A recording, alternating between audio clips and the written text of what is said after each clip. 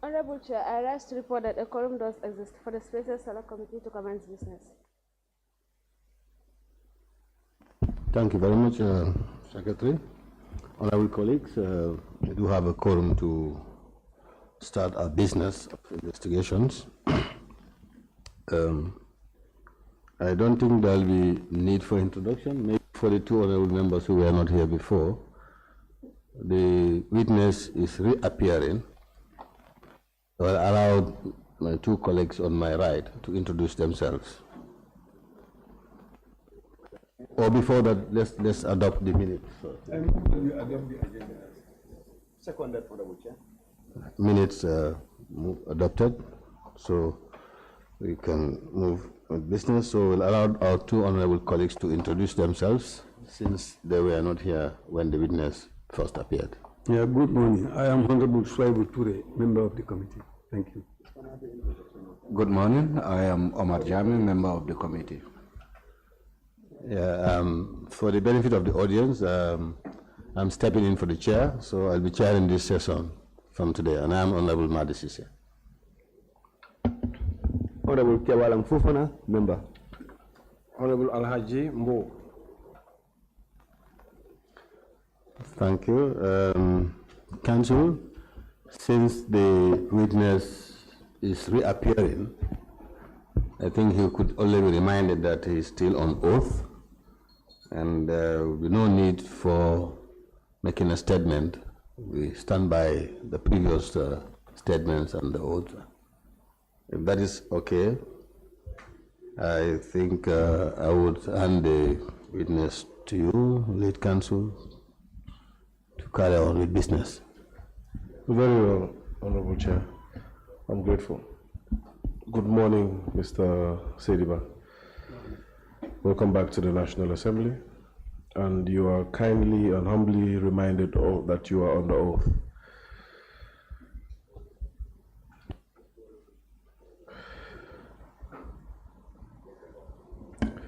So Saidy-Bah, on your last appearance last week, we went through an expedition where you told me about your role as the vehicle controller, and correct me if I'm wrong, but my understanding was that the vehicle controller is under the office of the Secretary General, immediately under. Of course, the Secretary General is the head of the office of the President, the administrative head. And the vehicle controller has his own unit of which he is the head of. Correct? Yeah. So you are the head of a complete unit. Completely. And you had mentioned that the unit is formed up of several persons, all of who have their respective roles. Yeah.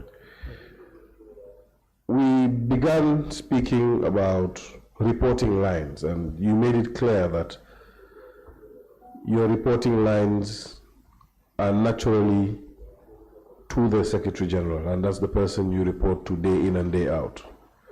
However, you also hinted to reporting to the IGP, because as is apparent in the way and manner in which you are dressed, you are first and foremost a police officer, correct? Yeah. Now, before we move on from that point, I'd like us to dwell there a bit, clarify for us how that dynamic works out. The fact that Mr. Saidy-Bah is occupying a position in the public service that is administratively under the Secretary General's office. However, you report to the IGP on certain matters. Please, the floor is yours. Okay. Good morning, Great Council. Good morning, the Chair, the members, the press. We kindly just bring the mic closer to you and speak into it whenever you speak. You can bring it forward so that it's comfortable for you. But if you're comfortable like that, go on. Yeah, I'm comfortable like this. Okay. First of all, by looking at me, you know that I'm... Mr. Saidy-Bah, you're still not speaking to the mic. Okay, it's fine now. Good. Good. I said, okay, by looking at me, I'm a police commissioner. I've been assigned and deployed to the Office of the President under the Office of the Secretary General as vehicle controller. At the Office of the Secretary General, at the Office of the President, you have the Chief of Staff and Minister responsible for presidential affairs. These are the people that I have something to share with them. IGP is the Inspector General of Police. When he assigns me on other matters, I have to do that matters and report back to him. Also, the Secretary General, when he assigns me, I do the assignment and report back to him. Likewise, the Chief of Staff responsible for the presidential affairs. These are all my supervisors, and I'm working day to day with them in terms of my responsibility as vehicle controller.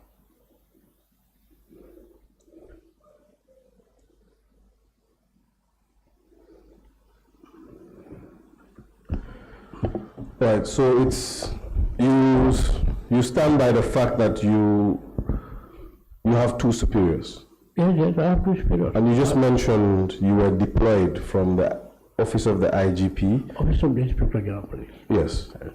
The Office of the IGP to the Office of the SG. You were Office of the Secretary General, yes. yes. You were deployed. Deployed. I'm in paragraph 4 of your statement, you had clarified that you cannot find that deployment letter. You know, the police, the deployment letter, you know, is for standing order. That's where you have the global... Speak to the mic. At the police, we have first standing order that we call first order. It will come out in every Thursday, signed by the Office of the Inspector General of Police, either the IGP or the deputy or somebody whom I assign on behalf of the IGP. It comes out in every Thursday. That's what we call first order. That's where our policies come from. When you are deployed, the first order will be circulated to everywhere where you are. Can you take that again, kindly? I did I not said quite... the police, our deployment based on our first standing order, we call it first order. That's where everybody knows your deployment. When I came from Sudan, our deployment came from that first order in July. When I came back July 2012 from Sudan, our deployment came from that particular first order. That's where I confirmed that my position is at the Office of the President as vehicle control. Okay, so from what I understand, there's a document, an instrument called the standing orders. The police standing orders. Is that what it's referred to as? Yes. And in that document, there is contained a phenomenon called the first order. First order, yes. And the first order, if I understand what you have just said, is basically directing you to who you will be reporting to. Very well, yes. And that first order directed you, Mr. Saidy-Bah, to the Office of the President under the Secretary General. Yeah. Correct? Correct, very well. All right. Still, I would like you to elaborate. Is it because there is a first order? Naturally, there will be a second order. And the second order would be the IGP. Is that the case? What does the first order mean? You see, first order is just like a memo signed by the IGP in every Thursday. That's where the whole government police force, our activities are. That is, moving from one place to another, transfers, and whatever activities the police are doing in terms of movements, in terms of whatever that has to do with the first order. That's where our deployments are. It's just like police officers that are deployed to regions like any other region within the country, there are police commissioners there. They have been deployed there by the office of the IGP. Like my unit, I'm the commissioner. It's the same deployment that I've been deployed to the office of the president. IGP good control. That's no different. Anybody serving commissioner position in any of the areas, deputy commissioners, they are all being populist from that first order. That's what we know, first time order. That comprises our movement from one place to another. Okay, let me just get it understood again. Is it that the first order is a document, or is it a static document, or is it a revolving document that every Thursday the office of the IGP publishes a document that would inform you where so and so is? And every Thursday, that's why we call first order. That's why the movement of the police. So it's like an internal update. It's an internal update. It's an internal update so that you know where everybody is at any given time. Yeah. Correct? Right. So, but it's not a rule book, is it? No. It's not a rule book. It's just like this. I see. Signed by the IGP. I see. All right. I am happy that you assimilated your position to the position of other commissioners. For example, you have commissioner responsible for West Coast, correct? And these commissioners are also police officers. They are also police officers. And they are under the police. They are under the police. And you are a commissioner as well. I'm also a police commissioner. And but you are under the office of the president. I want to understand that as well. You mentioned that there is no difference between you, yourself, and other commissioners. But from my layman's point of view, not being a police officer, what I understand is that the commissioners have a territorial authority, right? Yeah. And there will invariably be a commissioner for Banjul, correct? Yeah. Which is not yourself. No. All right. So what is the essence of your commissionership? My commissioner is to control the whole fleet of the Gambia government, from Patoto up to Koino. Yes, Right. But you are a commissioner not from the police, but from the office of the OP. What do you mean not from the police? I'm a police commissioner. That I've been deployed there. Like, you see, when you go to the presidency, So what are you part of the? You go to the presidency. You have the state guard commander from Gambia Armed Forces. You have the state intelligence commander director. It's from the state intelligence. You have the PIU commander. It's a deputy commissioner attached to the presidency, responsible for the PIU attached to the presidency. I am there, police commissioner, responsible for government vehicles. You have all these commissioners. And where are you paid from? Come again? Where are you paid from? I'm paid from the Gambia Police Force. Your pay comes from Gambia Police Force. not from office of the president. No, not from that. But yet you had a unit in the office of the president. Yeah, I had a unit there. Okay. Can you understand my confusion here as per your reporting lines?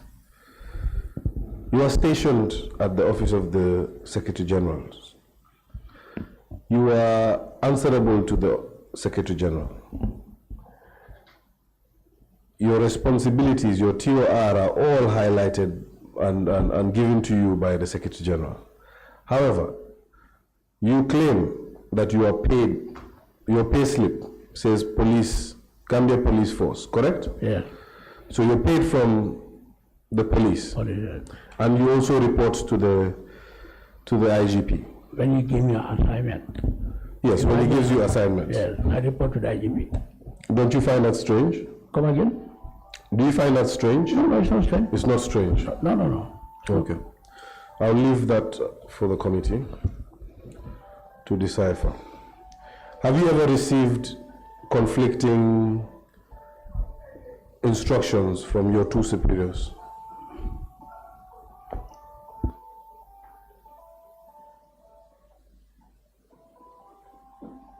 Did you understand the question? No, the phone is like that. You said? You are distracted? Yeah. Okay. Have you ever received any contrasting instructions from both your superiors? No, I am not aware of that. Have you ever received any cross-cutting instruction? But perhaps before you answer that, what do you report to the IGP for and what do you report to the SG for? No, I may not. If IGP gives me an assignment, after completing the assignment, I will go and report to him. The assignment So whose instruction triumphs the other? Whose instruction is more taken by you? all of them. But which one? There's one which is greater than the other. No, they are all greater because they are all equal to me. They are all my supervisors. So if one of them gives you an instruction which is against the wishes of the other one, whose would you take? I'll check the benefit of the doubt. I don't understand that. I'll check which one is more suitable. I work on that. Which one is more Suitable. So you will determine for yourself which one is more suitable. Yeah. Two of your superiors have told you. Yeah. One has told you to pick vehicle A. Yeah. The other one says pick vehicle B for your activities this week. Whose will you take? Whose instructions will you It take? depends the type of instruction given at the time. But that was the essence of my earlier question. Yeah. What do you report to the IGP for and what do you report to the SG for? But I told you, IGP give me assignments, I work on the assignment, I report back to him. Yes, my question is, what is the nature of assignments? I understand that both of them give you assignments. The nature of the assignment depends the assignment they will assign me to do. We have a lot of assignments. Like when there's a state function, they said, okay, Commissioner, provide vehicles, and I provide vehicles based on. So who asked that? That's the Secretary General. So, but would it be strange for the IGP to ask that when there's a state function, the IGP tells you, can you cover this? We need vehicles. It would be strange. Yes, when there are security needs, IGP will write to the Secretary General and request for some vehicles. For security reasons. So that is essentially what you have said is that in both instances, it's the Secretary General who will direct you. Because the IGP would write to the Secretary General when it comes to issues of logistics with vehicles, correct? When there are needs arise, but when there are emergencies, we are not going to wait for that kind of instructions. We have to act immediately when need arise. So if, let's say the request came from the National Assembly, since you love the National Assembly a lot, if the request came from the National Assembly and it was an emergency, would you wait for the Secretary General's direction? It depends on the emergency being established by the National Assembly. It depends on the emergency. Please explain to me what you mean by it depends on the emergency. Give me a scenario where it has happened before. But when there are issues concerning about the national security, I will be called by the IGP and said, we need a vehicle 102, we have an emergency, we have national security issues at a particular place and we want to reach there as soon as possible. And then we contact the stakeholders and inform them that we have an emergency based on security issues at some point, and then they will provide 102 and we provide it to the security, they go. Like anti-crime, like Gambia Armed Forces, when they have emergencies, sometimes the CDS will call and then we provide. It depends on the nature of the emergencies that they need. So these emergencies, do they come outside the institution of the police? Is there any other institution that can direct you that we have an emergency and we need such and such? Well, when somebody died and when somebody passed away and you need a pickup to carry the dead body, that one is an emergency. If you call me, if I have the pickup, I'll provide. And you go and take your dead body and then you drive up, drop and cover. Okay, so far you've highlighted security incidents and incidents of demise of certain personnel. That one you can, yes, sorry?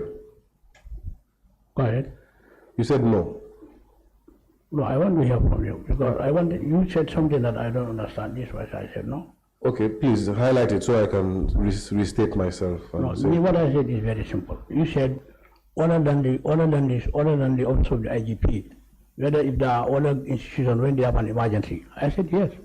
There are instances people will have dead body at the RBTH, they don't have vehicle to transport, they'll call me. And okay, if I have to pick up, I allow for them to take their dead one. Okay, so that's precisely what I was stating, that other than when there's a demise or somebody is dead, or when there are security concerns. Are there any other incidents that would warrant your chain of command to be broken for an institution to write to you directly? It will be difficult. It will be difficult. All right. And ordinarily, if there is no security concern, even the IGP would have to write to the SG for the SG to direct you. Yeah. So we have established that the ordinary line of command or chain of command is between yourself and the SG, especially when it comes to matters of vehicles. You report to the SG. No, not only SG. I said I reported to 2 persons. The Secretary General, Chief of Staff, Minister of Affairs. These are my 2 supervisors inside the OP. The Chief of Staff is under the SG, correct? The Chief of Staff is a minister. He's a minister? Yes. Okay, I see. Back to your reporting lines, especially I'm focused on the SG and the IGP because it's cross institutions. And perhaps I would ask whether the IGP could instruct you on issues bordering on vehicle control. What do you mean bordering? Issues that concern vehicle control. But I think I have told you about that. Please say it again. I can ask you a question 10 times. If I said IGP is my reporting line. When I have something to do with it related to a vehicle. Now, I'm not asking you about something. I'm asking you about a specific thing. Can the IGP instruct you on how or what to do with a vehicle? What to do with a vehicle in which sense? Can the IGP instruct you on issues of vehicle control? Related to which issue? You tell me. No. You said IGP can instruct me related to a vehicle issue. Yes. In what conditions? Whether to assign it to somebody? Mr. Saidy-Bah, yes. You mentioned that you report to both the IGP and the SG.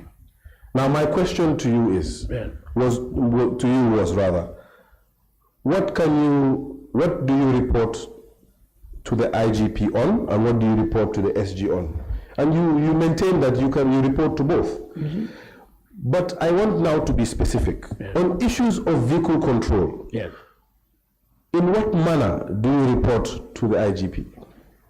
IGP, I report to him in issues that are related to me, and he assigns me to work on them. And I report back to him. In issues that are related to you? Yes. Can you elaborate on that? I don't understand that. Like, after the impasse in February, I was called by then the IGP, Yankuba Sonko. We have a meeting at the mobile police. That was on the... Okay, you know what, we'll get to that. No, you said you want to mobile reporting line. It's all part of my reporting line. I understand that. We'll get to that shortly. Okay. However, what I want to understand now is, generally, how does your job relate to taking instructions from the IGP? Based on assignment instructed to me by IGP to work on it. So now, can an assignment come from the IGP with regards to vehicle control? Yes, like for example, if the police are traveling outside the Gambia, they'll consult my office and said, we are going out of the country, they will request. But those are not instructions. Those, because you are the controller of government vehicles, and before they can leave the country, they need your approval. Correct? Those are not instructions. IGP can only instruct me pending if we have something to do with my way. Like what I want. Say that again. Say that last part. I said IGP will instruct me on unrelated matters that have something to do with my way. Like what I want to explain. He said, no, we have to go down a bit, then let's wait for that. So we will get to that. Okay. However, it has to be, you said it has to be something to do with your office. Yes. And your office is at the SG's Office of the President. Office of the President, correct? Yeah. That is, Office of the President and police are two different offices, correct? Yeah. Now, my question is, if it has something to do with your job as vehicle controller at OP, or the government vehicle controller, can the IGP instruct you to do something as government vehicle controller that relates to your TOR as government vehicle controller? I believe you should go back to the point that you don't want me to explain. But if I don't explain that, you will explain that. Yeah, but you will be given time to explain that. But not now. But now, what do you want me to explain? Because I think what I want you to explain, if you can listen to the question, is on issues that are in your TOR as the vehicle controller, the government vehicle controller, under the office of the president, can the IGP instruct you on those issues? But I told you that I'm a police commissioner being deployed at OP by the Office of the Inspector General of Police. Then by virtue as a police commissioner attached to the president, I must be given some instruction by IGP to work on.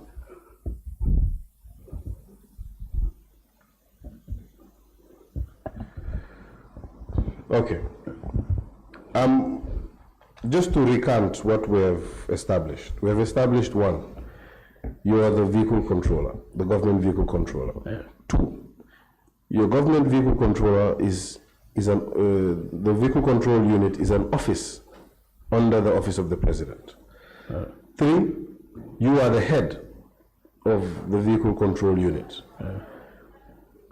According to yourself, even though you have said that the office is under the office of the president, you claim that you're being paid from the office of the Inspector General of Police. Yes. Correct? Yes.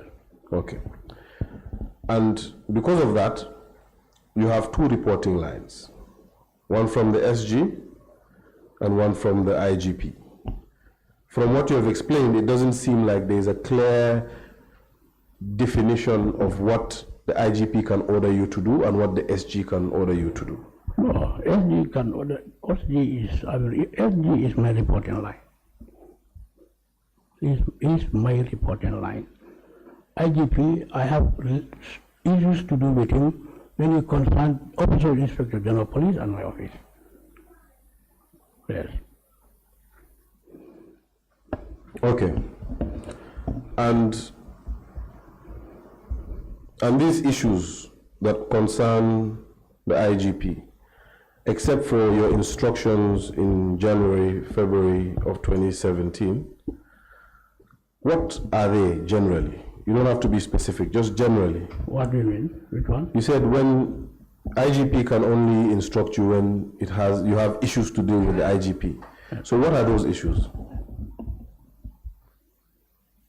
The issues are when need arise, and when need arise in the office of the IGP. Mr. Saidy-Bah, I said my reporting line is that if IGP has something to do with my office or he has an assignment. Yes, we are asking what something is that? Like what I want to say. And I told you, aside from that incident, generally, what general issues are issues to do with the IGP? I told you that IGP, when security issues concern are in need, they'll contact my office and I'll provide vehicles for that security concern to be solved.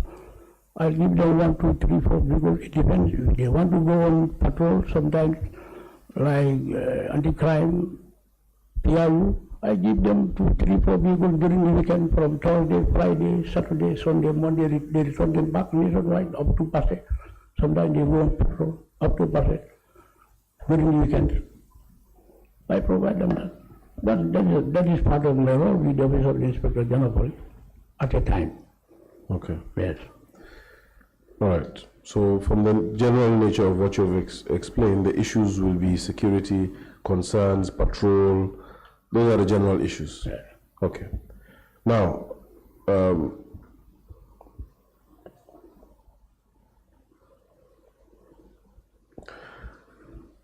you said you were a commissioner. Yes, sir. What are you a commissioner of? I'm a police commissioner of vehicle control. Yes, but what is your mandate as a commissioner? Are you responsible for a certain territory, or is it just a title? No, but it's not a title. I'm a police commissioner. Responsible for what exactly? Responsible for the vehicle control. All the government fleets. Okay. So you don't, commissioners are from the police, right? They are police commissioners. No, it depends on the police commissioner. Other commissioners are also commissioners at all their institutions. What I'm a police commissioner. Yes, but usually commissioners come from these security outfits. No. For example, the immigration, police. It is very, it is very unorthodox when you're talking about the kind of commissioner that you are, to find it in other institutions. Of course, it is not the kind of commissioner that would sit in a commission of inquiry. That's not the kind of commissioner we're talking about. We're talking about commissioners such as yourself. Yes. Yes. Usually, my lay understanding of commissioners are the regional heads of police outfits. Correct? Yes. So I would like to understand your own commissioner. How are you a commissioner? What are you responsible for? Because you're a vehicle controller, and that's why you are the controller of all government vehicles. Yeah. But what is that commissioner aspect? What are you responsible for under your commissioner outfit? You see, a commissioner is a rank. It's a rank in the Gambia Police Force. And that rank, that makes you to be assigned to certain responsibilities, like territory commissioners. My responsibility as a commissioner is that I've been assigned and I've been deployed to be in control of government fleets. All right, I would leave that issue to the committee. Perhaps we can find solace elsewhere. We can move on, Honorable Chair. Mr. Saidy-Bah, I would like to go to the issue of record keeping before we speak about what you so eagerly want to explain, which I will give you so much time to explain since you're eager to explain it. But before that, record keeping in your office. Now, you hinted that mostly letters are sent to the Secretary General, who will then minute it to you, as the officer in charge. Anything to do with facilitation of government vehicles will go to the SG on a normal circumstance and then minute it to you, correct? It depends on the nature of correspondence. Please elaborate. I said it depends on the nature of the correspondence from SG, chief of staff, to my office. Elaborate. I said it depends on the nature. Okay, sorry. Maybe I use a different word. Expand on that. You said it depends on the nature. So I want you to speak more about that nature so that we can understand as a committee. You know, most of these things that you're telling us, yes, Mr. Saidy-Bah, you are the expert. You deal with them every day. Yes. So it comes as second nature to you. Sometimes you might think that we all know what protocol that you follow, but we don't. Okay. Because it is so simple to you, you might think that we are also on the same page, but we are not. So we need you to break these answers down. You understand? Okay. All right. Now explain for us. What do you mean? Okay. What I mean about that is when there are newly purchased vehicles from institutions, they write to the Secretary General and said, okay, we purchased a newly purchased vehicle and we want it to be numbered. And then we have correspondents also that are requesting for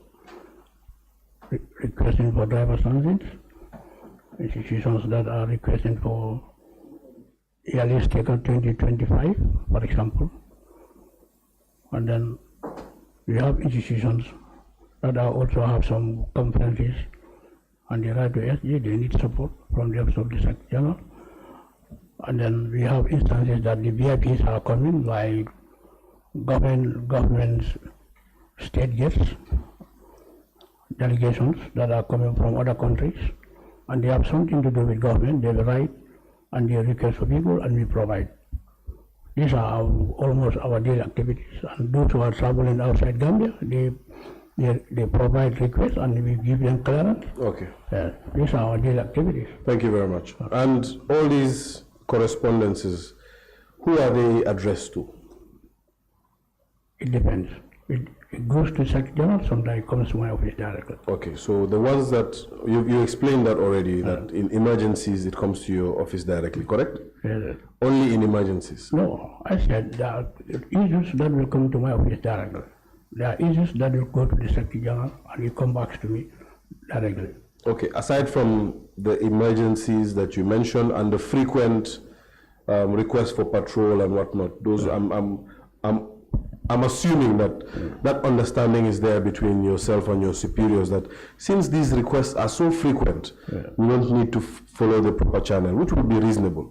Like the police asking you for a patrol vehicle every week, every other week. That I'm sure comes to you directly. And then when it comes to issues of national security, perhaps there's an emergency, it comes to you as a request directly, correct? Yes. Aside from those ones, everything else goes to SG, correct? No, not everything. What other things am I leaving out? Like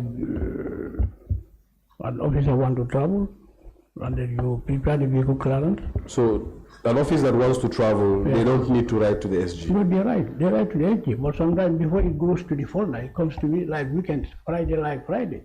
Then an officer want to travel on Saturday or on Sunday, and by Friday, before you go to the main folder, it comes to me, it delays. Sometimes they call me and then we clear the driver or the messenger from the institution, and then we provide the clearance and we file it. Yes. Those are things that sometimes they don't go to SG. But correspondence that go to the SG, will go to the SG in a time, and they come back to me and we act on based on the information given or the directive given. So there's no one way to do it? Because everything you've explained here is that the normal thing to do would be to write to the SG. Yes. However, in certain instances, emergencies, security instances, frequent requests, they come to you directly, right? To my mind, right? Yes? Yes. You know what you're saying yes to, correct? Yes, yes. Okay. To my mind, those are all exceptions. Because the rule is that, your normal rule is that you write to the SG, and then the SG will minute it to you, correct? He's the head of the... Yes. But there are certain instances, because of your working relationship with certain institutions, it will defeat the purpose of effective communication if you have to follow that route, correct? So sometimes it comes directly to you. No, it depends. It's not sometimes. You see, the folder, the main folder, like for example, when a minister want to travel, a permanent secretary or head of department in the institution want to travel, or whatever reasons, the right it goes to the record. Sometimes the travel might be very prompt. Like you want to travel at the airport, and they said, oh, there is no flight, you have to go through Dakar. Sometimes if you want to take the chain of command, it will delay. You come and then you call and then we clear and then we prepare those. Those are the instances that we do. I understand that, but those are very minimal instances. They are like emergencies, right? Correct? It depends. They are like emergencies, correct? I say it depends sometimes. What does it depend? Every answer of yours depends. Please elaborate on your depend. Like if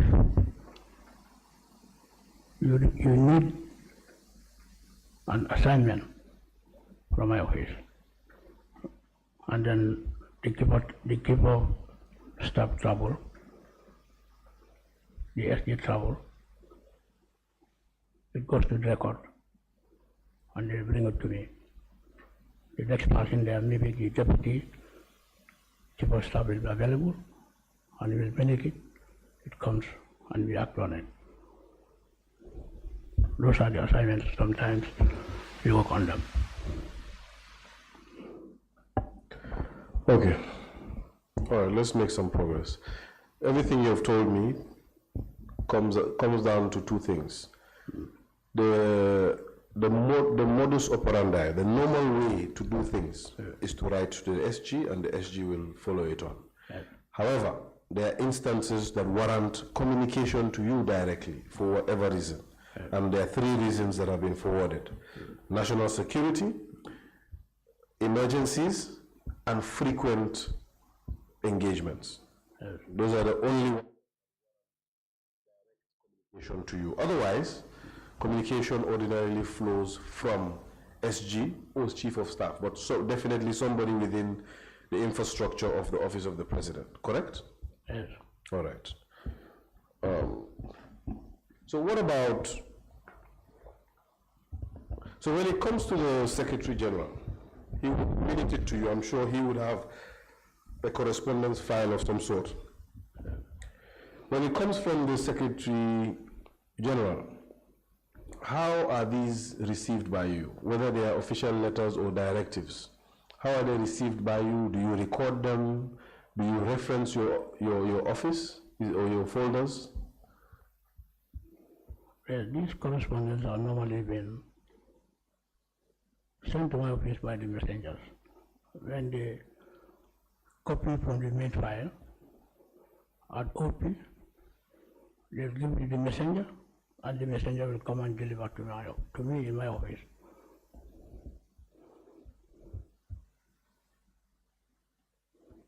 My question was how you document these. Now, it will be minuted to you, right? Yes. It will be minuted to you, vehicle controller, take action. Take action. Yes. Now, once you receive that letter, what do you do with it? Do you make a copy and record it somewhere else? Or do you just act on it and report back? No, it depends. If the letter concerning reporting back, based on that letter, we act on that particular letter and reference that particular letter.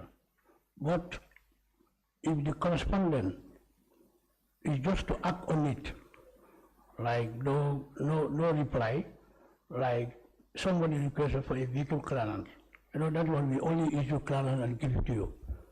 We don't reference it. But if a letter that has to be referenced and right back to the institution where they need an issue related to Secretary to my office, we write back and reference and send it back to them.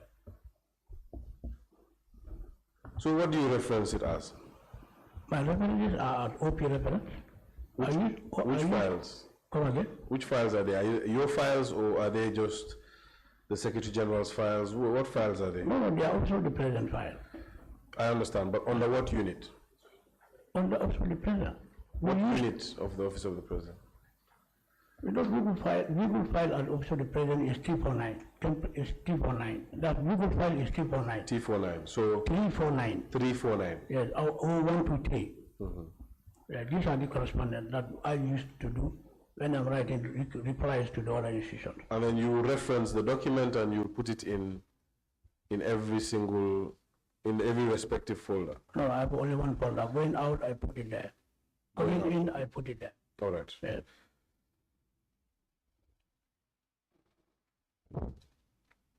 Secretariat, please show the witness these documents. Honorable Chair, just for the reference, I am showing the witness a series of letters that are handing over letters. If they could be shown to the witness. Now just go through those quickly.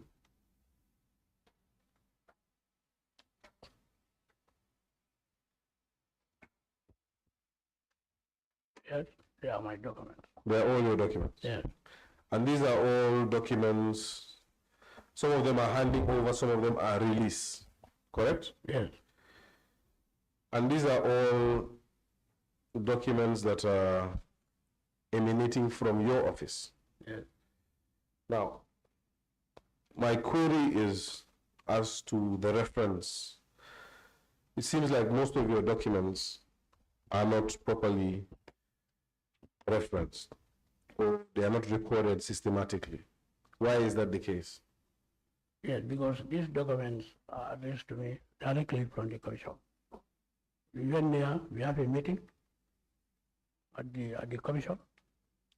Which document are you talking about? The first one? It's the first one that is put. I'm talking about the first one.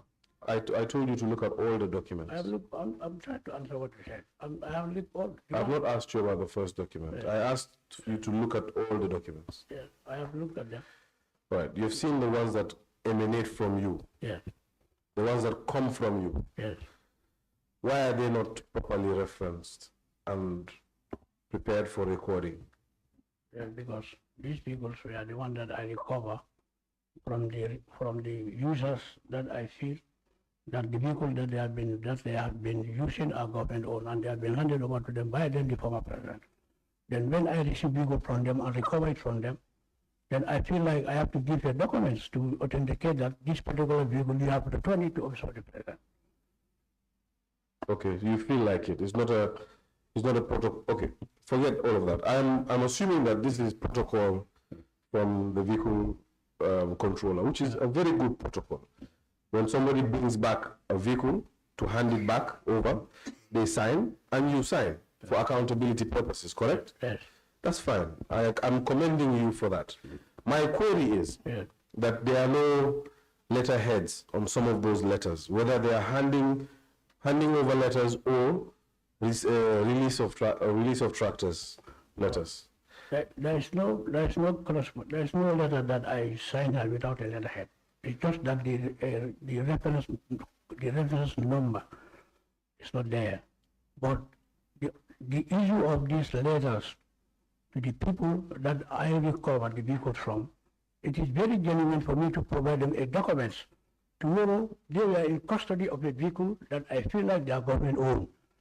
I recover it from them. It's necessary for me to write a document and give it to them, a copy, so that at any point in time today they can able to justify, hey, the vehicle that I have in my possession, I have returned it to the office of the president. Fine. Yeah. And I agree with you, Mr. Saidy-Bah. Yeah. It is indeed necessary for you to give them those documents. Now, imagine there are 1,000 of those documents contained in one file. Yeah. Imagine, right? Yeah. If you want to trace a document, a document evidencing one Mr.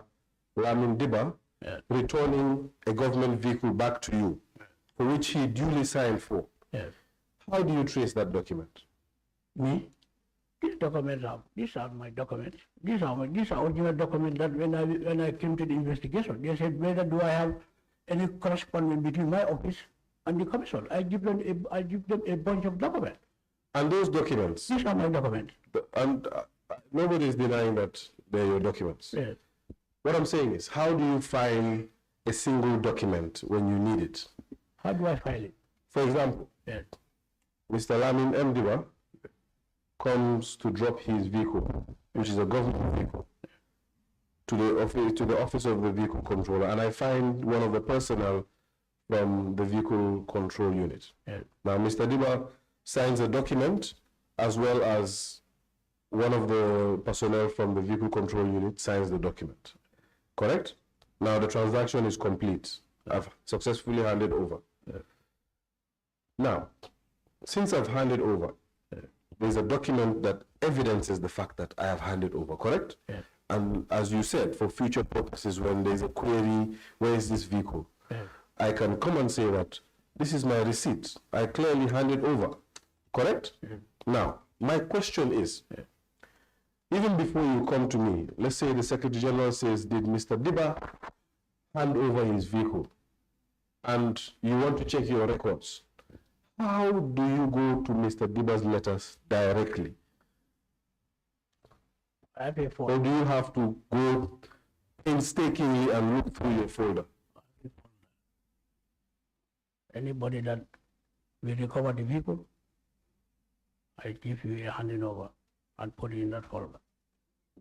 And this folder was opened in which year? This was during 2017. 2017. So from 2017 to today, do you know how many handing over you have done? I can't remember because the ones that I hand over, I hand over to the people that we recovered the vehicle from, All that's handing over, we are in my one document. That's the one that I give to your people, the investigator. Yes, and my question is you've put all those handing over notes from 2017 to date in one file. One folder. One folder. And that folder, of course, there would be thousands of handing over notes, correct? It can't be thousands because the people are not up to thousands. The people are not to thousands. You have my list of people that I recall from the Yes, people. but you know the handing over, are they handing over or release? They are two different things. There's the release and there is handing over of vehicles. No, let me learn. So, you know in your example that the IGP can call you for a vehicle for patrol on Friday, for example, and they will use it till Sunday. Now on Sunday when the IGP come back, do they sign anything? IGP never put to my police and sign. So they don't hand over, they don't do a handing over note. That's when we are giving people to the police gathers, they go and take the inventory. People that will give them the nature, the mileage, the whatever the conditions they are, the jam, spare wheel, whatever. After when they are returning on Monday, we do the same handing and take it over. Do you sign a document? We sign the document between us and them. Which document is that? That's the handing over. That's the handing over. And the taking over. Correct. Yes. So, and you can agree with me that one car Yes. can be given out three times in a week. No. For institutions, it cannot be. You cannot give out one patrol car more than once a week. No, I don't understand what you want to talk. My query is, every time a vehicle is taken, Yes. checks are done. Yes. And when it's brought back, checks are done. Yes. And after those checks tally, that what you've taken is what you've brought back, Yes. something is signed. Yes. That thing that is signed is called a handing over. Yes. Right? Yes. Do you call it handing over note or handing over? Handing over. Handing over. Okay, it's called a handing over. Yes. That handing over, if the vehicle is taken again, the same thing is repeated and handing over given again, correct? Yeah, because you can return a vehicle today and tomorrow something can be done today. Exactly. Yeah. Now, that means I can take the vehicle on Tuesday, bring it back on Wednesday, Yes. and then Pate can take it on Wednesday, bring it back on that same Wednesday, Yes. and then IGP can take it on Friday, bring it back on Sunday. That means 3 handing over notes would be signed. No, we only give it to, if the Inspector General of Police need vehicles, we take it to police garage. That's why we do handing over, but we don't give it to other institutions for them to use. Only if the IGP need or other security outlet need vehicle for security matters. Are you saying that the other institutions don't sign handing over notes?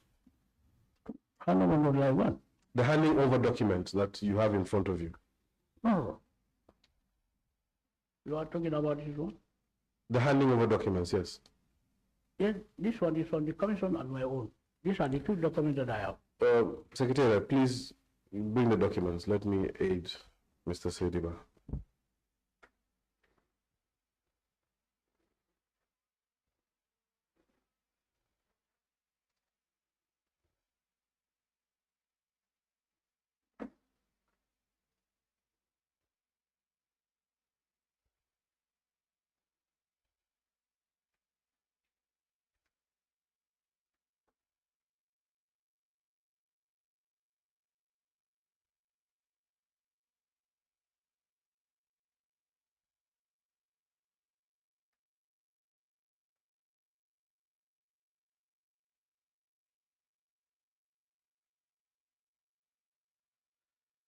Right, let's look at those 2 documents. Those are both handing over of vehicles, correct?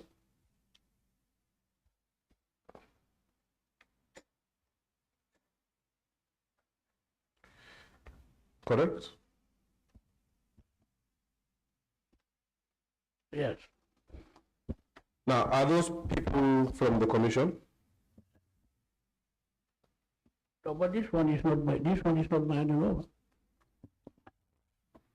What dates are on those documents? This document is from General Suleiman Baji, others to Nfamara. They are all with the documents. But what date is on the document? This was 21st January 2017. Since when were you vehicle controller? I was at 2012. From 2012 to date? Yes. This was done in 2017? 2017. And you head that unit, correct? This unit? Yes. No, this Brigadier Suleiman. Whose handing over note is that? This one is General Suleiman. To who? Baji, to Upamendi. And who is Upamendi? Upamendi also was a general And to... at the state guard. Yes. Yes. And that has nothing to do with your office? No, this thing has nothing to do with my wife. So this document was in your records? This document was never in my record. What happened was when I recovered that vehicle, from General Suleiman, General Umpa, he told me that vehicle is being allocated to him. They give it to him as a gift. I said, who? He said, it's General Suleiman Baji give it to him. These are vehicles, these are part of the 33 vehicles that have been recovered from the individual. When Umpa was returning that vehicle, he returned with this. And also I give him a handing over from me to him.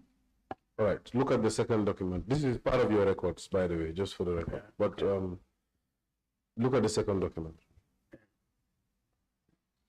The second document is from Padu Fatit. I give him a handing over because he returned a Ford vehicle, a Ford Focus vehicle was given to him. Who is that? Padu Fatit. Then I don't know, she's the manager, I don't know, Gansel or Gansel. Okay. Yeah. So she's the deputy general manager of Gamcel.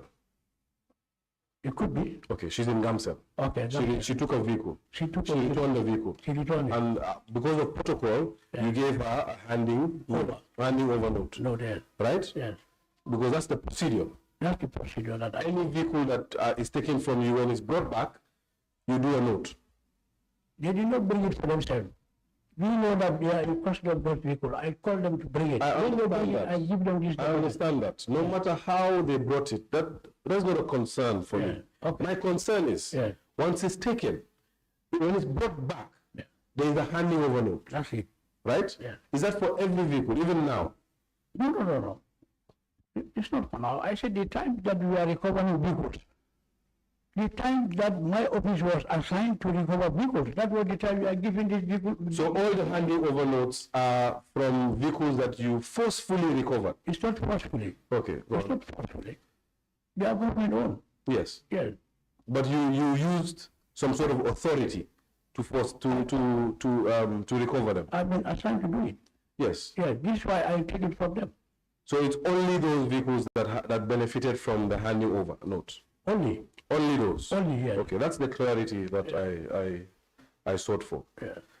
So aside from the vehicles that you were assigned to recover, there are no other vehicles that benefit from handing over notes. Unless the one from the commission, when they are to release their tractors, they write to me and say release. Okay. Yes. Now, that's fine. My query now is that none of these letters, not the release, not the handing over, none of them have references. And that is a worry for the committee, because how do you then find documents when you need them? You see, this document that you are having now, if I did not put them in record, you should not have get them. I put them in record. This is why I was able to provide when investigator said, do I have any correspondence between me and the people that will recover the vehicle and between my office and the Commission of Inquiry? I give them all the documents that I have, including all the vehicles that have been recovered, the booklet and all the information related to vehicle, all the information related to tractors. They are all with them. Yes, and we appreciate that you filed these. However, my thanks to you is a bit cynical, because that is exactly what your job is. You are supposed to record. However, my question is not with the recording, it's in the manner in which you recorded it. For example, if I wanted one document out of these, how would you normally find it? Would you go through all the documents in your folder one by one before you find them? You have the list of the vehicles that I signed this handing over. They have the list. If they check on the list and they check on the handing over that I give them, they will tell it. Okay. Because all the records that I give to the users that they return their vehicles, the handovers, they are in a folder, and the folder I give it. Which is a very good initiative. Yeah. My question again is, your letterheads don't have references. And again, I must state for the record that perhaps this issue does not have a direct nexus to the mandate of this committee, but it is indeed important to establish before we proceed to today's business. And the question is, none of your letters have, they have letterheads, but they don't have references. So it will be a painstaking activity just to identify one document out of the lot. Now your documents indeed, they tally with the list that you provided to the commission and to your superiors. It indeed tallies. My question is, if I want to find a particular document, how do I find it? But the documents are already in your hand, and you have the record in your hand. If the folder is with you, go to the folder and see. Mr. Saidy-Bah, I believe you don't understand the manner, but I'll leave it to the committee once more. I am poised to make progress today, so I will not allow this to hinder us. Perhaps the committee can take it up from there.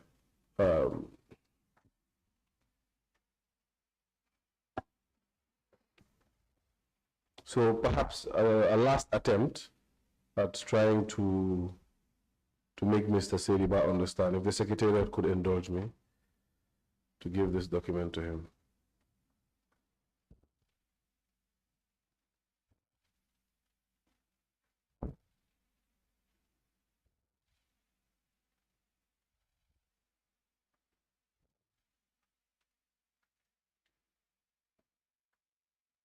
Okay.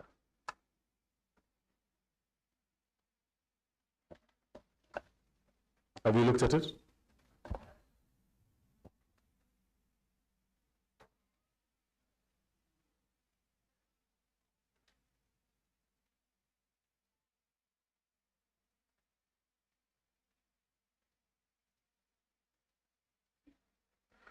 You see, Mr. Saidy-Bah, what I'm struggling to understand is how your office particularly will ensure follow-up and tracking of official correspondences in the absence of a proper referencing system, a proper filing system. Now, when you look at that letter, can you read it? Can you read the letter? Yes. Ask, who is it from? The letter is addressed to me. It's addressed to you. Who is it coming from? It's coming from the Secretary to the Commission. Commission, all right. What is the caption? The Commission decision on tractors. The date? It was dated on the 4th June 2028. All right, speak to your mic and read out the letter. Okay.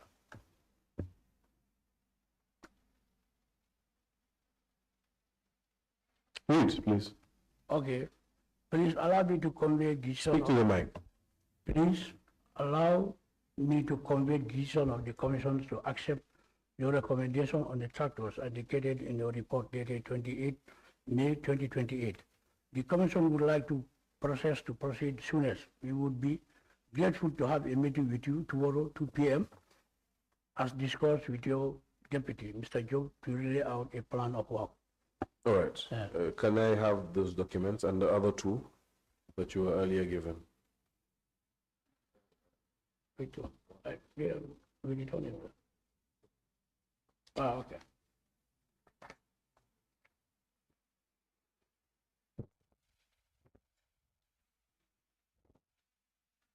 All right, just to reiterate, perhaps you can bring your mic down a bit. Your words are a bit muffled when you speak.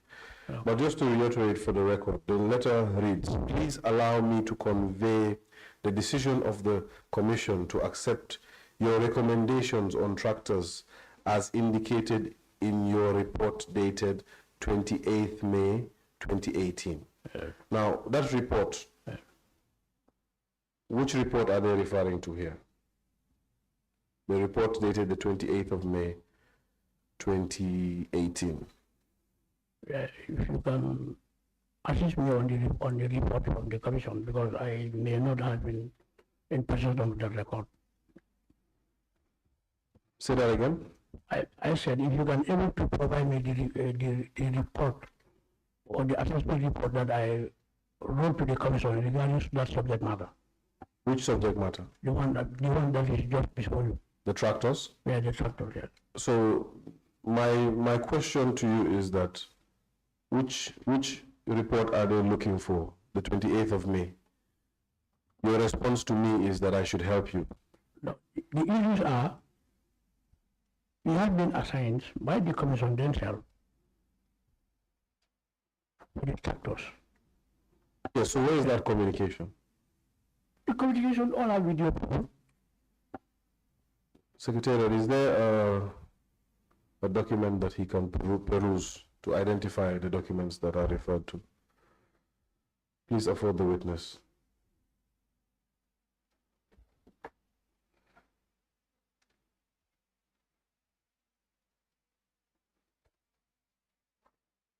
Which one? Which one? No, these are copies. I mean the originals that I gave you. I did not give any copies. Those are copies of the originals. Now go through those and highlight the document. We are my original document. These are copies. I did not provide the copies. I provide the original document. Then I cannot. Mr. Saidy-Bah, yes. what I'm asking you to do Yes. is to identify the document that is being referred to in this letter of 4th June. It is immaterial whether you are holding originals or copies. Please identify the document and let's move on.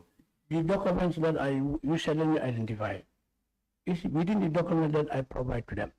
And I did not give them copy. Those are my records. These are copies of your original documents. We understand that you gave original documents. Why you gave original documents, we will get to that. I don't know why. But those are copies, which means that they look exactly like the originals. Which means that if you look at the document, you'll be able to identify, just like you'll be able to identify the original. Counsel, just a second. Do you have the originals with you? Yes, we do. If you have, just to make it easy, let's provide him with the original and see what he will do. With all due respect, Honorable Chair, we are using the originals on the council table, and we cannot dismantle that. If we do, it will disorient us. We have offered him the copies, the exact copies of the originals. It shouldn't make a difference. We just need him to identify them. And everything is intact there. Of course.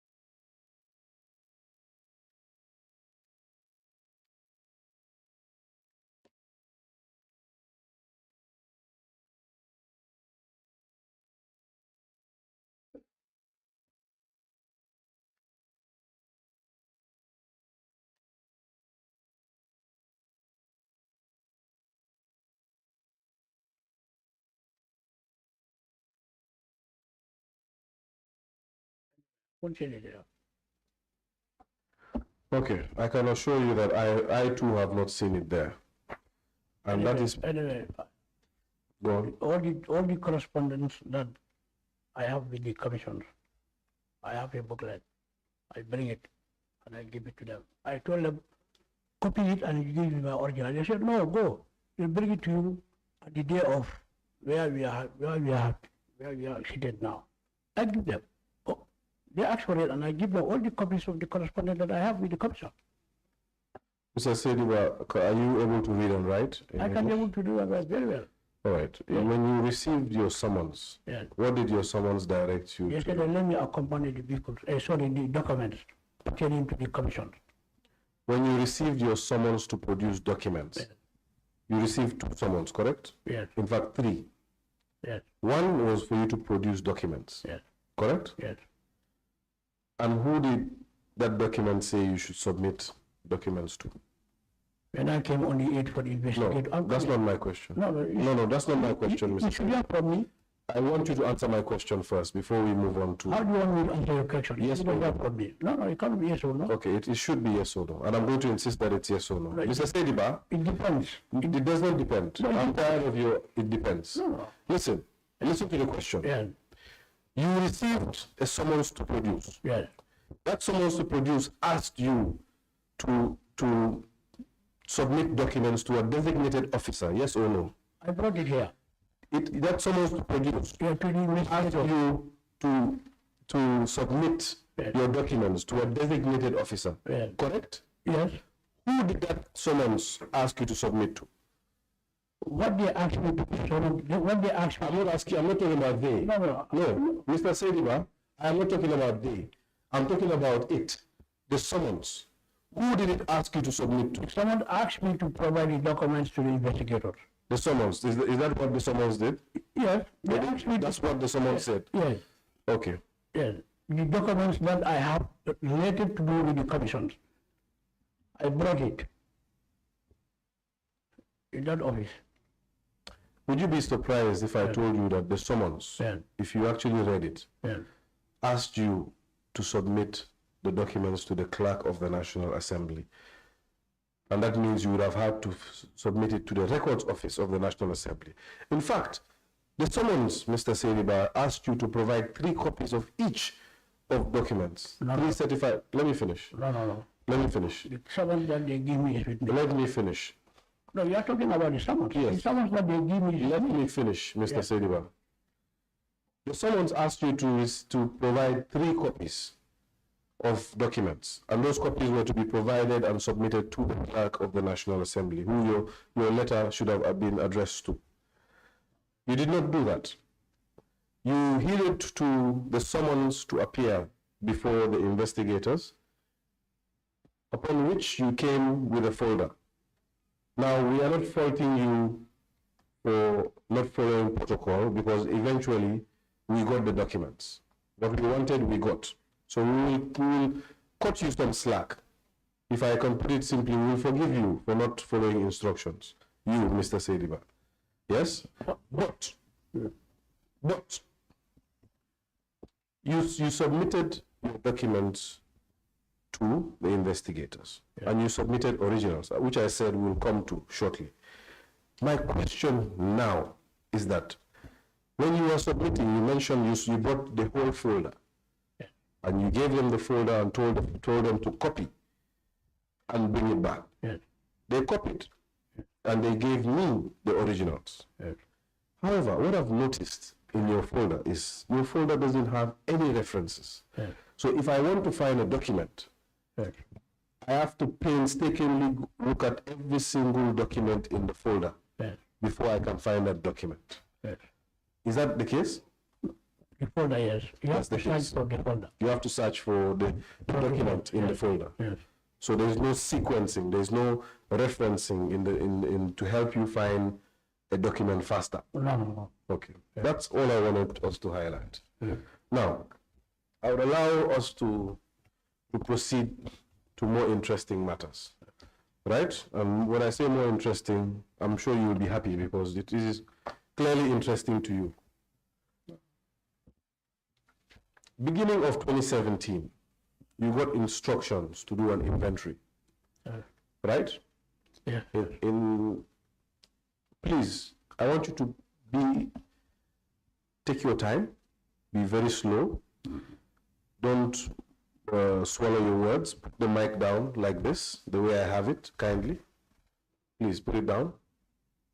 Yes, a bit more, because you move a lot. Good.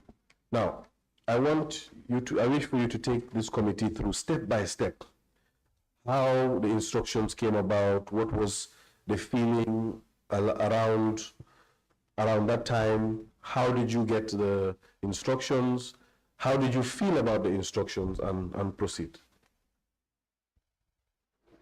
Okay. First of all, is that on one fine Friday, I was called by then the Inspector General of Police, Yankuba Sonko. He said, okay, Saidy-Bah, I want us to meet at the mobile police on Saturday. I believe that was on the 25th February.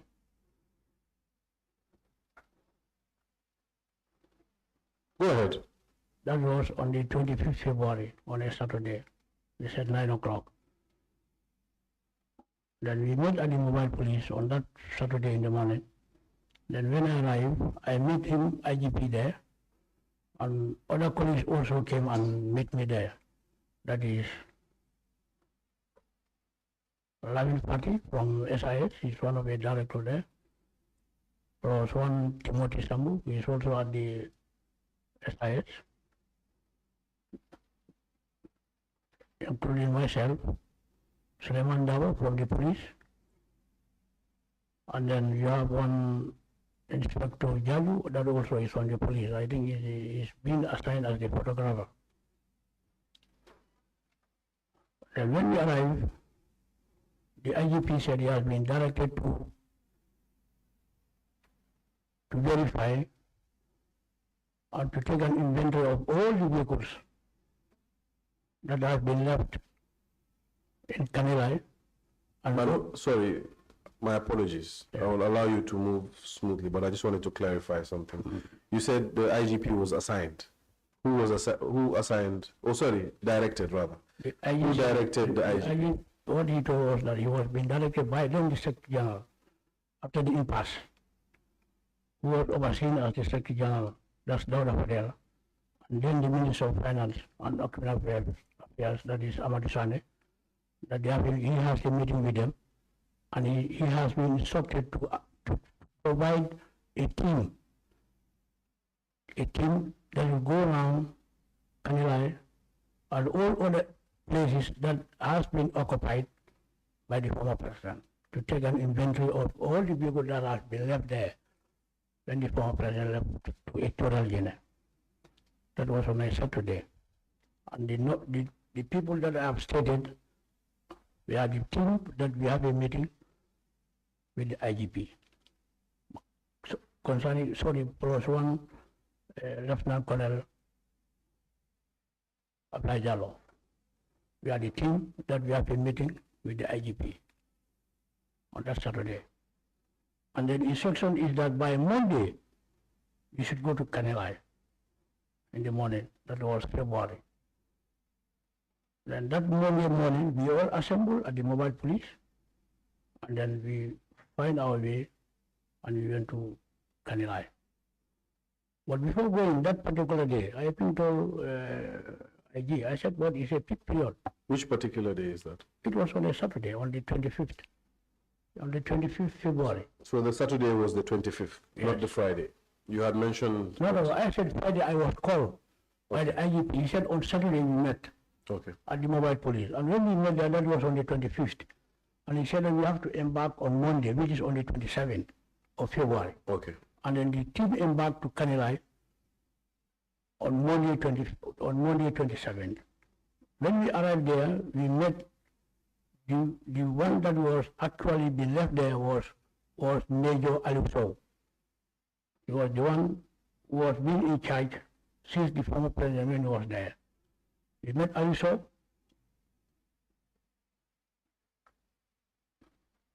Continue. Yeah, we met Aluso and introduced our missions to Aliso. Aliso said, okay, now let me also go and inform the family members of the former president. Then the family members of the former president were contacted, and then they all came with some of the villagers. When they came, we have a meeting with them, but they said that they are not going to accept us unless and until they have a conversation with the former president. And then the elder brother called him, and he has something to speak with him in dollar. But I cannot speak what they have been, both the two were speaking. But later, he gave a phone to Aliso. He said, Aliso, who are there? He said, okay, Commissioner Saidy-Bah, Colonel Gallo, and other members are the people that came from Banjul, and they said that they are here to take the inventory of all the vehicles that we left. Okay, he said, okay, give me the phone. He gave them the phone, and I spoke with him. What I told him was that, yes, we have been assigned by the Inspector General Police to come and take the inventory of vehicles that we left in your residence and the complex before you move. This is why we are here, to take the inventory of vehicles that we left here.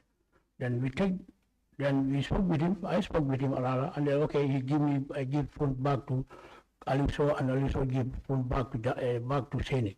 And they all agreed that, okay, now he said, okay, you can take the inventory. Then that was the time that we started to take the inventory of all the vehicles that we found in Kanilai. After taking all the inventories in Kanilai, then we proceed to Kotu, other places as he. Before we go to Kotu, at Kanilai you mentioned you met Major Aliso. Yes. He was on the ground? He was the one left on the ground. So you met him on the ground? We met him on the ground, yes. Okay. Yeah. Was that the first time you were coming into contact with Mr. So? Yeah, that was the first contact that when President left. But we have been working hand in glove before, but when the president left, that was the first time that I went there to take the inventory of those vehicles that have been left there by the former president. Okay. Please, let's go to Kotu. Then we go to Kotu, where the mother reside, we take the inventory. We go to Picholat, we take inventory. We go to MSA, we take vehicles that we found there. We went to Sivo Farm, we went to Farado Farm, we went to Jahali Pachap, and then I think those are the areas, we went to State House also. Those are the areas that we take inventory. Are those the only places you visited? Yes. What about Banjulinding? Yes, sorry, Banjulinding we don't go there because Banjulinding, I'm not sure we went to Banjulinding. I'm not quite sure. Okay. Yeah. You know, the Nigerians have this saying that charity begins at home. Did you start from State House? No, we started.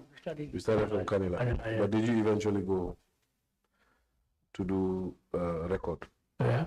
State House? Yeah, we do record at the State House. So you did at State House Banjul? Banjul, yes. What about State House Fajara?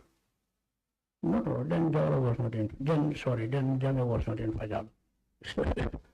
Sorry. Then Janneh was not occupying Fajara. So you are saying that you did not go to Fajara? There was no vehicle in Fajara? In Fajara? Where the former president Jawara was? No, we never went there to invade any vehicle. Where, you know, when this administration assumed office, yes, they were stationed in Fajara for a good time before they transitioned to the State House. No, people that have been invaded in Fajara, we have people that we found in other places and we moved them to Fajara. So you didn't go to Fajara? There was No, vehicle there in was no vehicle in Fajara. No. All right. No. So how did you determine where vehicles were? Did you have a prior recollection or knowledge of where to go, or did you just frequent where the president frequented? No, what I was instructed was to go and invented where the former president was occupying. And these are the places that I have mentioned, that he was occupying all these places. So you are saying that he was occupying MSA? MSA, yes. How? Kanilai family grew there. That's where his workshop is. That's where his major vehicles have been packed. Sifo also? Sifo has a gun in there. Some of the vehicles are there. Okay. Pacha? Bachar. That is on 2016. That's the farm. Okay. Yes. Which farm? This is 2016 farm, Janneh family group farm in Pachar. Right. So essentially, you just went to places that the government rather were aware of the former president's presence in. Correct? Yes. Okay. All right. Continue. After our assessment, we provide a document and we hand over to one to the Inspector General of Police, and I keep my copy.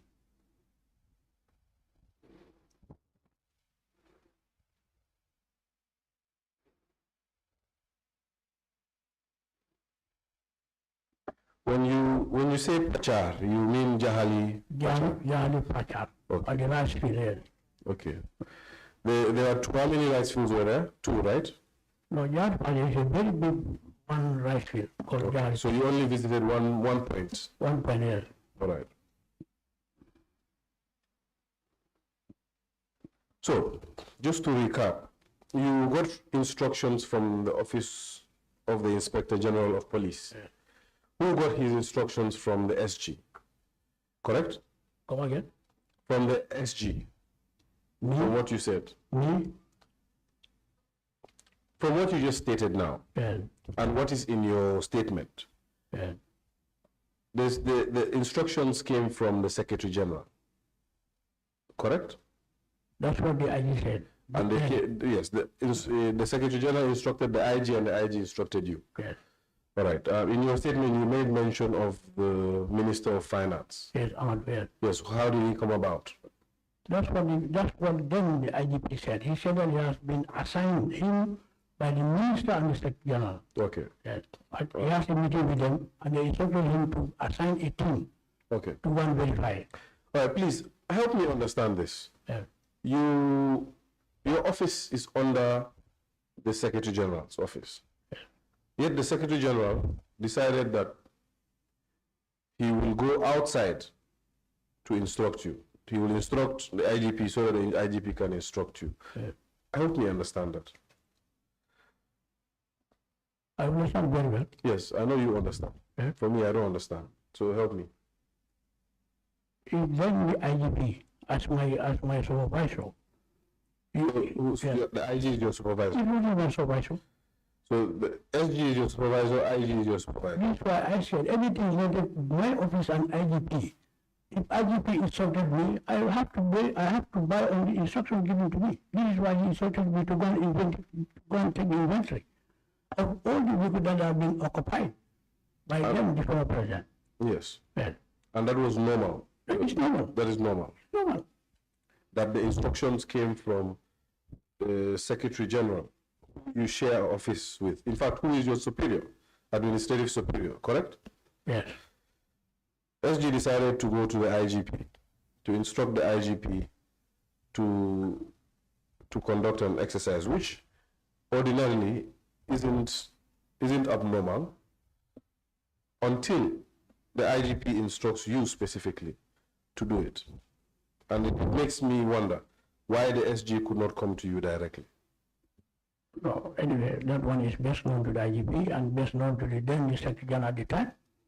But all what I know is I've been instructed by the IGP to do this exercise. Okay. That's fine. And how were the instructions given to you? Were they verbal or were they written? Verbal, they were not a meeting with him at the mobile police. So it was just a verbal communication. Verbal communication. What did the verbal communication entail? Were you given guidance on what you were exactly what you were expected to do and how you were supposed to do it? Was there terms of reference? You know, just explain what the instructions were. Okay, the instructions were is that we have to go and physically invent vehicle per vehicle, the chassis number, and then we take the photograph inside and outside. 3 photographs at least per each vehicle. So the instructions were clear that you should take photographs. Yes, because we went with a police photographer. Okay. Yeah. And before I even go deep into the nature of instructions, were the instructions to you or to the team? It was to the team, but I was the team leader based on the ranks that we have. Then I was a deputy commissioner. I was at least I was most senior man within the team that was constituted by the IGP, because it comprised my office, the State Guard, the SIS, and the police. Is it that everybody was supposed to play a specific role? Yeah, it's just a teamwork. Teamwork is to conduct the verification and to invent. It's the same work that we are all doing. Because we are together. We inspect the vehicle chassis. We take the photograph. Yeah, but is there a wisdom to why the IGP decided to bring the other people in? For your inclusion into the team is clear because you're a vehicle controller, correct? Yeah. The other members of the team, for example, the NIA officer, you don't need to state his name. There was an NIA officer. Two of them. Two of them. Yeah. Why were they included? It's very transparent because one body cannot do it. This is why they said, as far as he is concerned about the former president, all the stakeholders has to be there so that we can put everything in on one umbrella. So their inclusion was just for transparency. It's for transparency. Nothing else. So they did not do any hands-on work. No, we work hand in glove. I understand you. Because we confirm such a number together. The police take pictures, and then we invent together. And you all report to one person. After compiling the report, we give it. We submit it to the officer of the Inspector General. Yes, but I'm still struggling to know what everybody else did, because you can't have a whole team just for accountability purposes. No, but it's good because it then. I'm not saying it's bad, Mr. Saidy-Bah. What I'm saying is, why were they there? The NIA officers, okay, let's move on from the NIA officers. You said both NIA officers were there for accountability. What about the State Guard? They are there because former president, while he's occupying, most of the soldiers are there. So the State Guard perhaps to facilitate communication? No, it's not a matter of to facilitate communication. It's just for the transparency purposes. So all of them was for transparency? Everybody are for transparency purposes. All right, because your office does not have personnel that can be transparent. Is that what you're saying? What do you mean by not? You are the office responsible for inventory of vehicles, correct? Big vehicles. Government vehicles. Yes, but these are some are government and some are not government.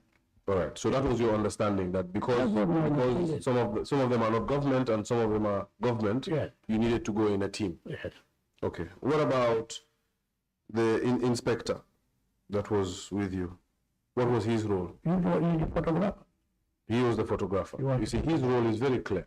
Yes. Your role and his role are very clear. However, the role of the State Guard, which perhaps I can argue that the State Guard, please enlighten me, the State Guards are the army officers. Yeah, army officers.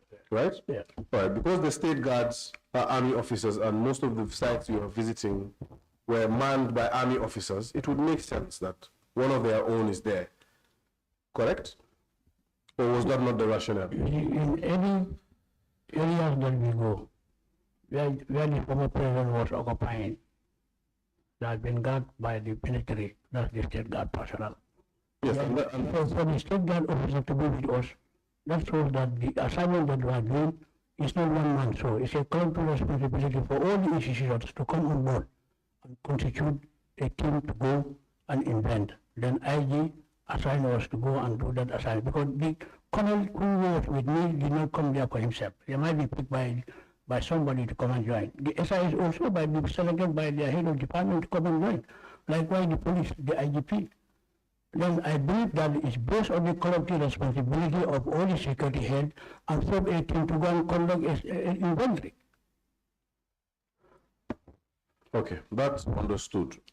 What I don't still understand is why the NIA would be there. But let's take it as it was a group security exercise. I believe so. Okay. Now, please, I want you to describe the circumstances under which you undertook the inventory. Be as explicit as possible. Give us as much information as you can. Okay? Yeah. Now, I would ask that the Secretariat give you copies of, do you still have the copies that were handed to you? Yes, you do. Now, I would like you to guide the committee as to what you found in each of the places. Let's go step by step. We start from Kanilai. You tell us what you found there. Describe it as much as possible. Before you start describing, Mr. Saidy-Bah, I'll give you, or rather, I'll ask the chair to give you 2 minutes to go through your documents. And the documents I wish for you to use to guide us specifically are your inventory, your interim report. I don't get what you want me to. Your interim report, that's the one with all the pictures. The summary of vehicles found in State House. There's a document you titled Summary of Vehicles Found in State House. Use that as well. And the last one you will use is your inventory, your list of vehicles that you found. So those are the documents I wish for you to use. Well, these are copies.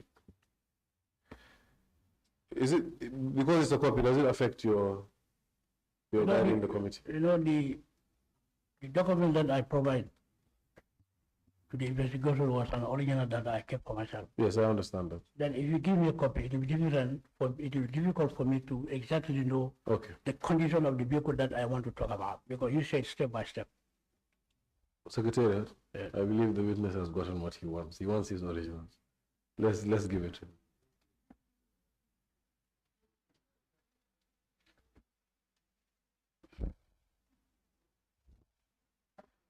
Can I get my copy since you have asked for your original? Okay.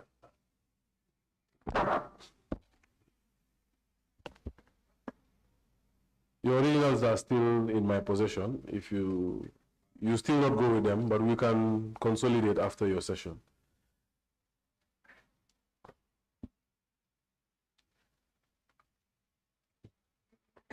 The report is not an original. I'm wondering whether you have a soft copy of all the pictures. But I believe the copy that I have is more very clear than the one you provide me. That's fine. Yeah. That's fine.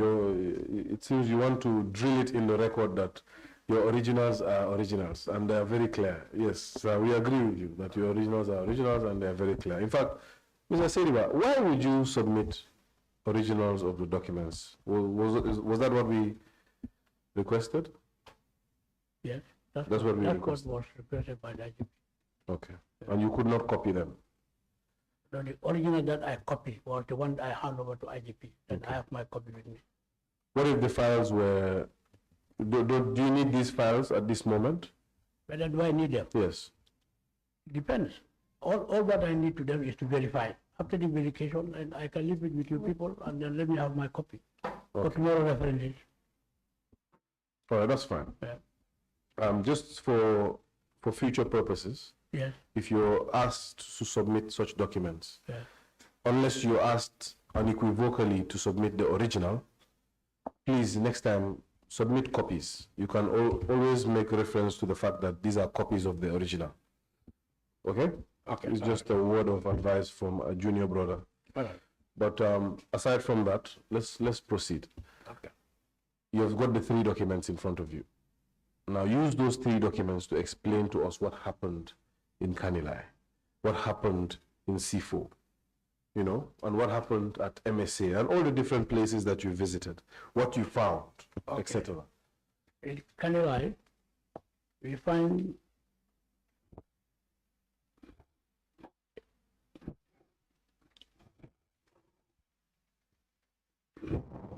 Mr. Saidy-Bah, from time to time, if you are facing me, you will see that I am engaged in a lot of activity. But essentially, the people that you are giving answers to and the people that really matter in this exercise is the committee. So whenever you see I'm engaged, you can just face the chair and speak. I will still get what you're saying. Let me start by Kanilai. When we went to Kanilai, we invented 97, total of 97 vehicles in Kanilai. Number of scrap out of that 99, we have invented 97 vehicles in Kanilai. Number of scrap vehicles and trailers is 59. Numbers of vehicles that are not roadworthy is 16. And number of vehicles that are roadworthy is 22. The total number is 97. 22 are good, 16 are not roadworthy, 59 are scrap, total is 97. That's what we invented in Canela. And what kind of vehicles were they? We have all categories. We have Rolls Royce, we have trucks, military trucks, we have passenger carrying, goods trucks that are carrying goods. We have caterpillars, we have tractors. It's across. Altogether it's 97. All right, before we proceed from Kanilai, let's assist me in the categorization of the vehicles. So you have cars, I would say luxury cars. Yes, we have 5 luxury cars. That is the Rolls Royce. Okay, so I will categorize the Rolls Royce on its own. Yes, 5. You have the Rolls Royce. 5, yes. And then you have Others. other cars. Other cars. Okay. They were not as classy as the Rolls Royce. No. Yeah, Of course not, huh? yeah. I can see you like the Rolls Royce.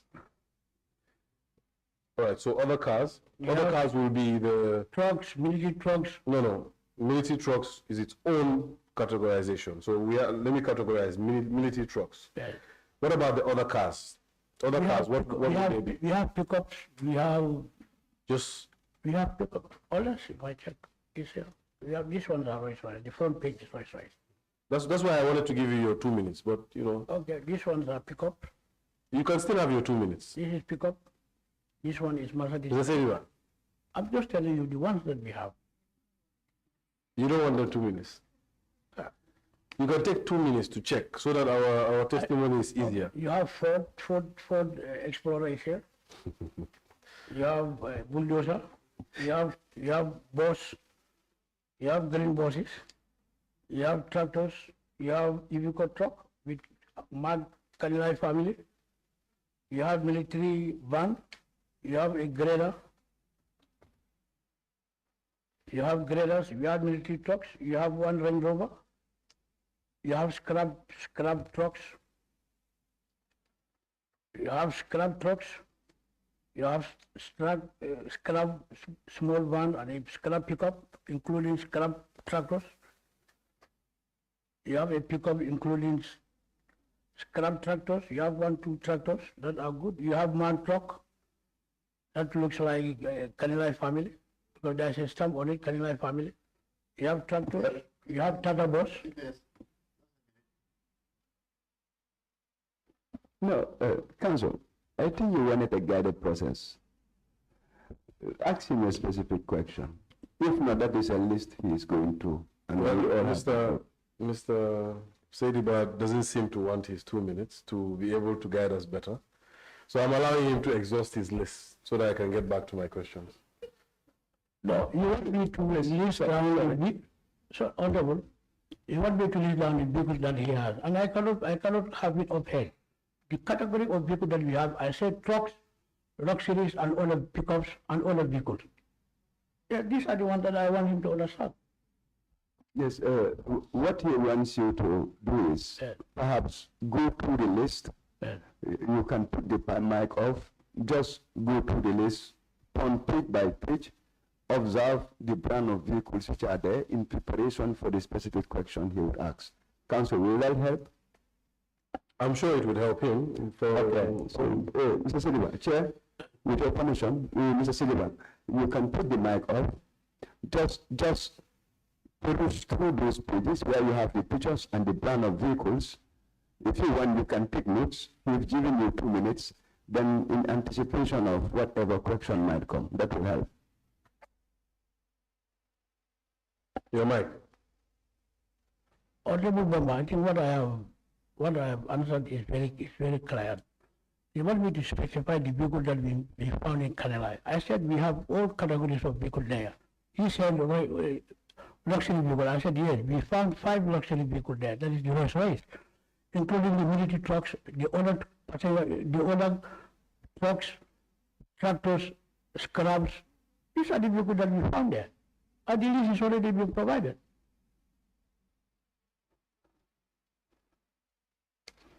Chair, back to you. Council, can you read?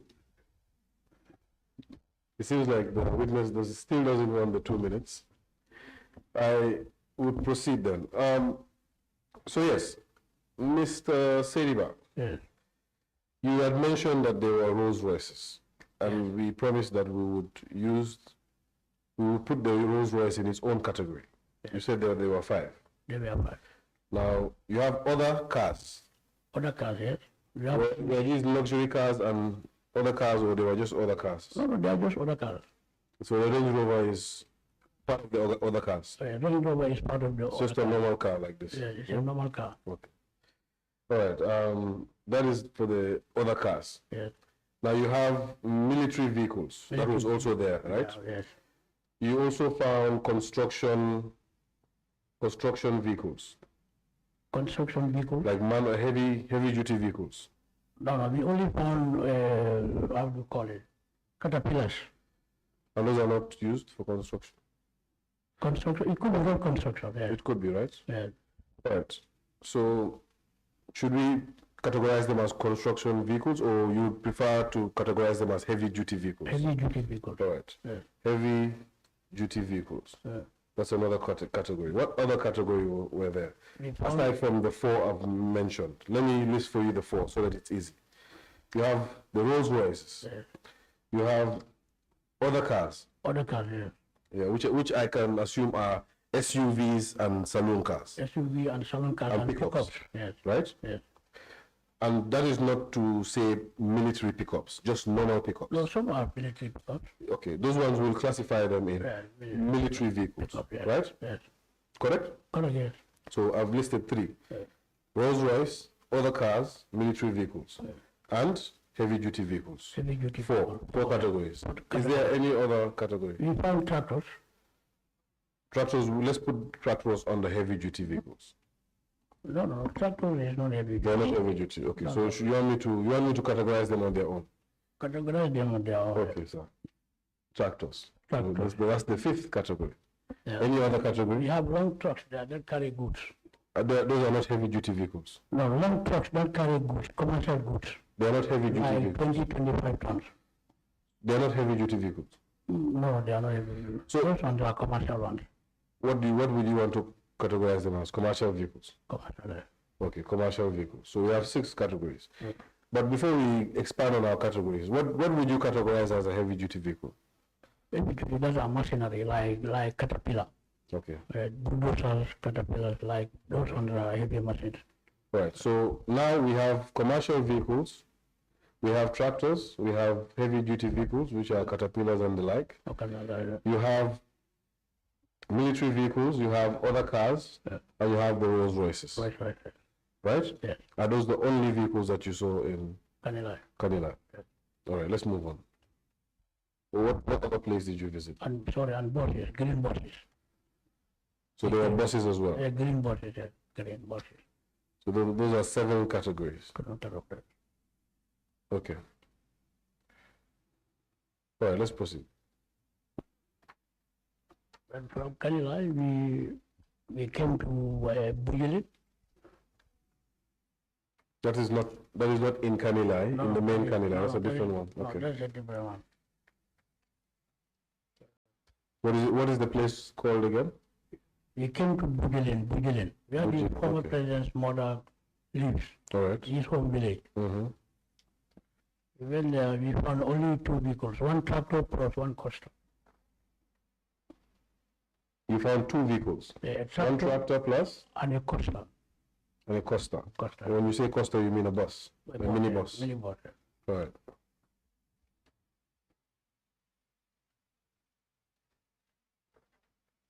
So no other cars, No, other car. no Rolls Royce, No. just the bus Only the bus and the truck. and the tractor. Proceed. Then from there we came to Kotu, where the former president was, the mother was riding in Kotu. The former president's mother's residence in Kotu. President in Kotu, yes. All right. We found 6 vehicles there. Two luxury. 2 luxury vehicles. What do you remember the make? BMW and Hyundai. 2 luxury and Hyundai. So Saidy-Bah, I'm just curious. Yes. BMW and Hyundai, they are luxury vehicles, but the Range Rovers, they are other cars. So they are different. They are different. Yeah. Okay, let's proceed. Just aside. Then we found 1 Nissan Patrol and a pickup, and 1 Land Cruiser, not actually in a very good condition. 1 Land Cruiser. Land Cruiser, 1, and then A Nissan Patrol and a pickup. Pickup. That's what we found in Kotu. So you found 2 luxury vehicles, one Land Cruiser, one pickup, and 1 Nissan Patrol. Yeah.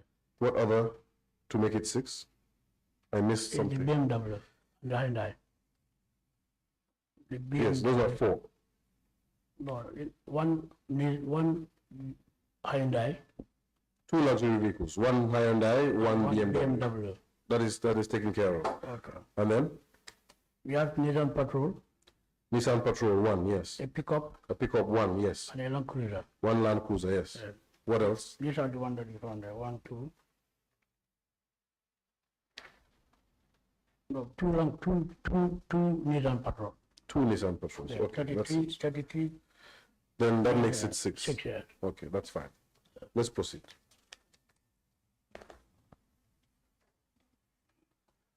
Then from there we came to NSA.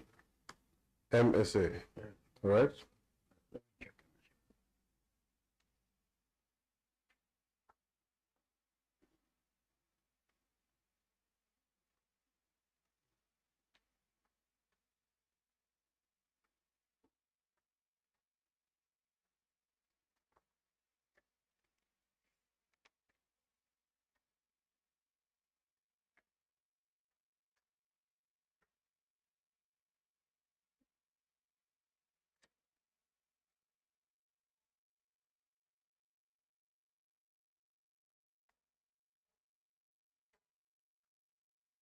Like you're taking the 2 minutes now. Then. Because it's the document.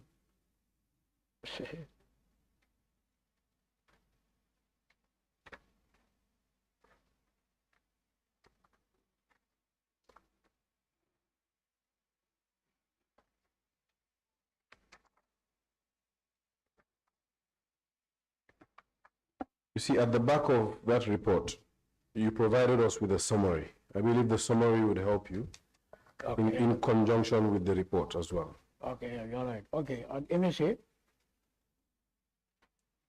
we found, roadworthy we found 13 vehicles. Not roadworthy we found 82. At MSA, in total, what did you find? We found 157. Okay, so now whenever we go to any other place, specify the total first, and then you break it down, okay? Okay. Right, you found 157. 157. MSA. Scrap is 62. Not roadworthy 82. Roadworthy is 13. 13. Okay, so what was the nature of vehicles at MSA? We have trucks, we have pickups, we have Land Cruisers, so we have different categories. You can still go back to your report so that you can give me accurate information. Okay, good, okay. You have trucks. What kind of trucks? Like the MAN trucks? Good check. Because, Please, take your time.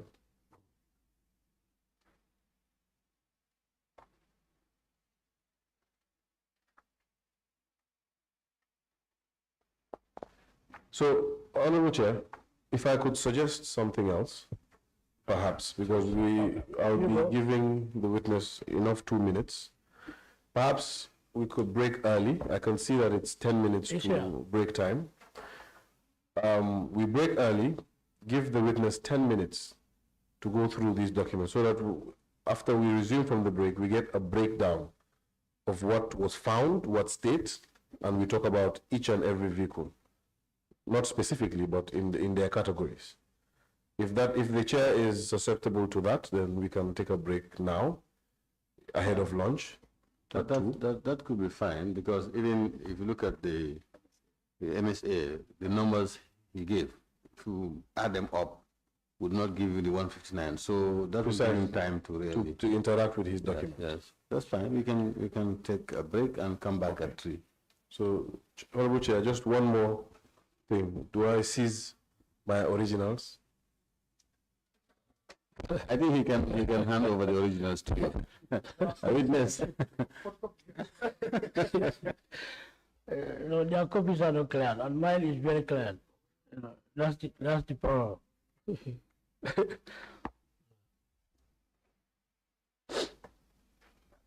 We do now. No, I would leave him with the originals. Okay, so meeting is adjourned till 3 p.m. Thank you. Grateful.